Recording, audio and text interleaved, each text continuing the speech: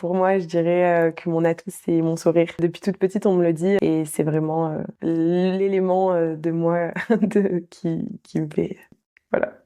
Oui, j'ai un complexe sur mon physique. Ça a été pendant très souvent mon œil droit, un méningiome sur le nerf optique qui a fait qu'il est plus petit que l'autre. Et je me suis fait opérer récemment, là, en février. Donc, pour moi, Lémi, ça a été apprendre à m'aimer après l'opération et même de passer devant une caméra. C'était très compliqué avant. Moi, je le verrai toujours, je pense, parce que quand on est avec, qu'on se regarde, on le voit. Mais pour les autres, non. Après l'élection de Miss Saône-et-Loire, oui, je me sens totalement changé. C'est d'ailleurs les premiers mots que j'ai mis sur mes publications sur mes réseaux, surtout par rapport à la confiance en moi, par rapport à mon œil ou par rapport à mon poids aussi. Quand j'étais petite, c'était compliqué, j'étais pas du tout comme ça, j'étais un peu plus forte et je remercierai vraiment toujours le comité Miss Bourgogne. Ouais. Alors pour moi, la plus belle Miss France, ça reste Marine L'Orphelin. Pour son parcours, c'est une battante, c'est une travailleuse, elle a été en médecine, donc elle avait les cours à gérer plus l'élection. Pour l'ambiance entre les candidates, oui, depuis le début,